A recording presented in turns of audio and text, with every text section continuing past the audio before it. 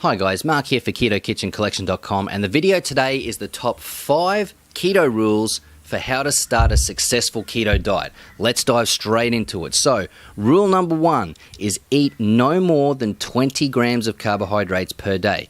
So, if you're going on a keto diet, the whole point of it is to get into ketosis. More than anything else, that's the first thing you need to achieve. You've got to get into ketosis. You have to have a very small amount of carbohydrates in your daily calorie intake and your daily food intake to achieve that.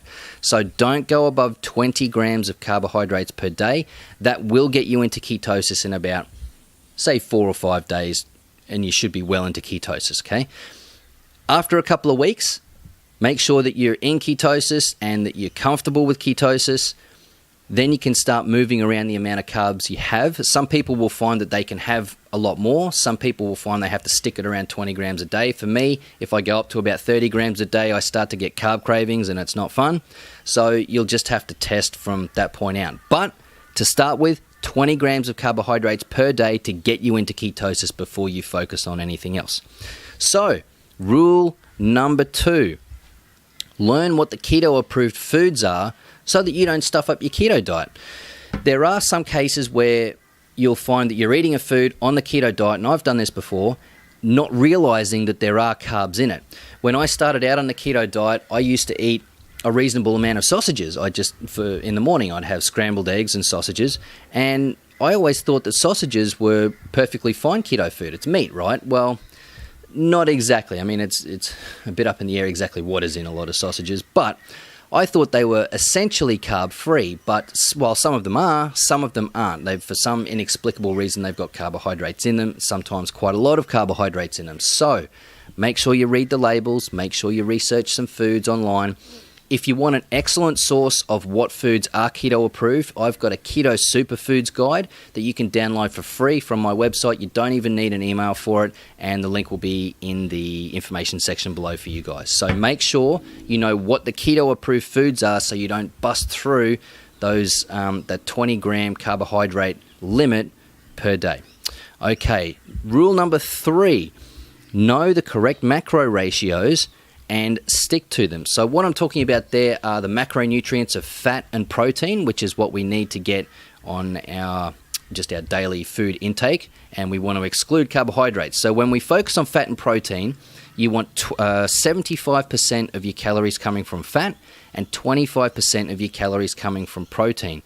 And that's been shown to get people into ketosis and maintain ketosis and give them the amount of dietary fat they require just to keep their body running. Okay, so that's very important. Now, some of you out there who've been in ketosis before and you've done the keto diet before will find that you can massage that around a little bit. So you might be able to have more fat and less protein, or more protein, less fat. Everyone's going to be a little bit different, but to begin with, if you haven't done a keto diet before, you need a target. Start with 75% of your calories coming from fat, 25% from protein, and if you need a way to calculate that quite easily, there's an app called MyFitnessPal. You can get it on iPhone and Android devices. I've got a calorie counting short course available right here on this YouTube channel that will teach you exactly how to install and use that app, and it's really quite easy, guys. So check that one out. It's a lifesaver in terms of making that aspect of tracking your food so much simpler. And it's completely free, so that's a bonus. All right, rule number 4. Ensure at least a small calorie deficit. So you don't want to drop your calories a massive amount when you start any diet, but especially with the keto diet. First and foremost, you want to get into ketosis. You've got to focus on keeping those carbs low, get yourself into ketosis. Once you're there, you'll probably find that you're starting to lose weight already just because of the nature of the keto diet. However, if you do want to accelerate things a bit, then just drop the calories a little so you've got a bit of a calorie deficit. So how do you know what is a deficit and where really to start from? I've got a lot of information on that on either a YouTube video, which you'll find linked in the top right-hand corner of the screen, or there's a link below that'll take you to my website where I've got a calorie calculator table. You can put in your age, your activity level, and it'll show you the exact amount of calories you need to maintain a healthy body weight. That's an excellent place for you to start in terms of how many calories you should be having each day on a keto diet. And if you want to drop it from there and have a small calorie deficit, just drop it by about 10%.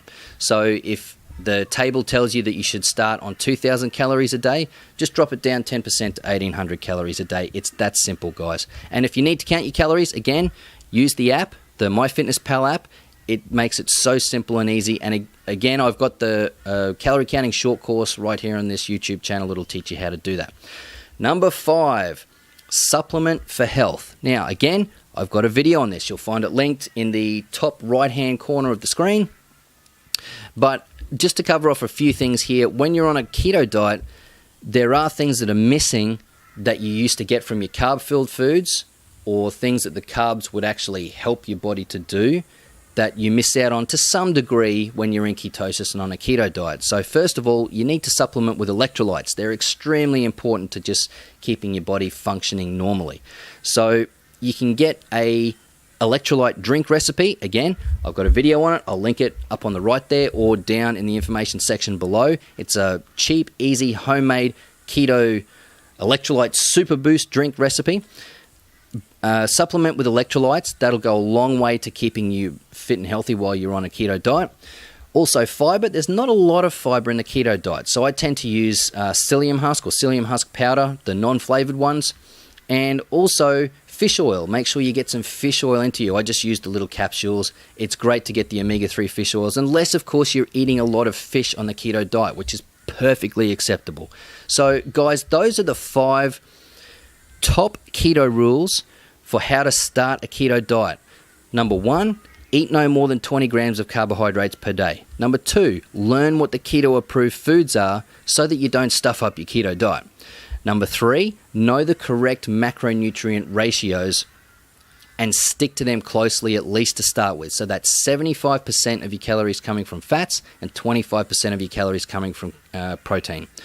Number 4, ensure at least a small calorie deficit, maybe 10% from what is suggested to maintain a healthy body weight. I wouldn't go any further than that because you simply don't need to. If you're already overweight now and looking to go on a keto diet to lose that weight, chances are you're eating a lot more than what the suggested amount is to maintain a healthy body weight, so you don't need to drop a lot from that, okay guys?